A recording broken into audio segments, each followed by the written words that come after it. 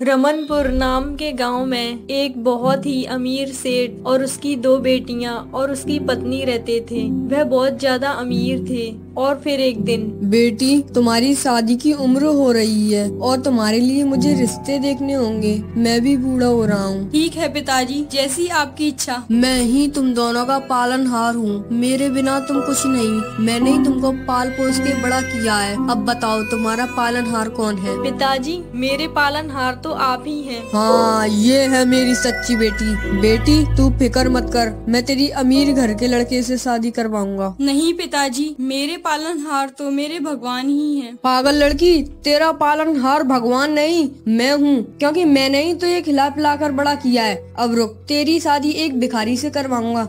जब भूखी रहेगी जब तो ये पता चलेगा। फिर अगले दिन वो अपनी दोनों बेटियों की शादी कर देता है। बड़ी बेटी की शादी एक भिखारी के साथ और छोटी बेटी की शादी बहुत अमीर आदमी से कर देता है। पिताजी, अब मैं जा रही हूँ, मुझे आशीर्वाद दीजिए। ठीक है, जाओ अब जल्दी से। फिर वो दोनों वहाँ से चले जाते हैं और रास्ते में चलते चलते उन्हें शाम हो जाती है। और कितनी दूर है तुम्हारा घर? बस ज्यादा दूर नहीं, वो सामने झोपड़ी है, उसी में मेरा घर है। फिर वो दोनों उसी झोपड़ी में रहने लगते हैं। मैं एक काम करती हूँ, घरों में काम कर करके तुम्हारे लिए दवाई ले आती हूँ। फिर तुम जब ठीक हो जाओ तो फिर तुम कमाने लग जाना। फिर वो घरों में जा जाकर काम करती है और दवाइयाँ लाती है। लो, ये 2 रुपए का दूध मैं उधार लेकर आई हूँ, तुम इसी से दवा खा लो। ठीक है।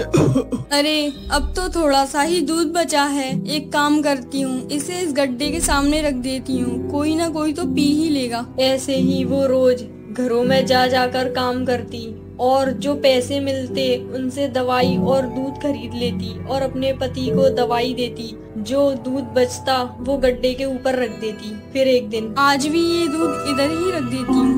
बेटी, मैं एक इच्छाधारी नाग हूँ। मेरी पत्नी की मौत बहुत पहले हो गई।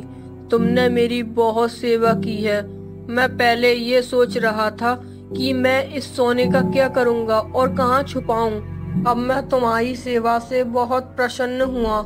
मैं जा रहा हूँ। ये सारा सोना खोद कर तुम ले लेना और अपने पति का इलाज करवा लेना। नहीं नाग देवता, मुझे ये सोना नहीं चाहिए। मेरे द्वारा भगवान ने आपकी सेवा करवाई है। मेरा तो धर्म ही है आपकी सेवा करना। नहीं बेटी, तुम तो मेरी बेटी जैसी हो। तुमने मुझ जैसे बूढ़े सांप की बहुत सेवा की है। ये सारा सोना तुम्हारा ही है। फिर वो वहाँ से सारा सोना खोद कर निकाल लेती है और अपने पति का इलाज कराती है और फिर वो दोनों खुशी खुशी रहने लगते हैं। अब हम एक काम करते हैं, हमारे पास पैसे बहुत बचे हैं। जितने पैसे बचे हैं उतने हम गरीबों में दान कर देते हैं। किसी का पालनहार कोई इंसान नहीं होता, सबके पालनहार भगवान होते हैं।